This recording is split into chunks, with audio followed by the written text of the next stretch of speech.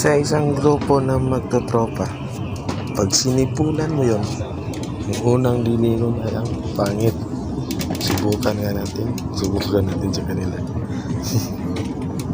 Para malaman natin kung totoo nga yun. Seryoso pa naman nila.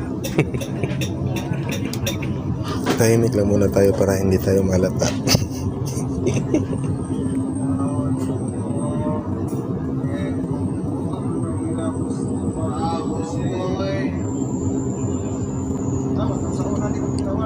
Psst, psst.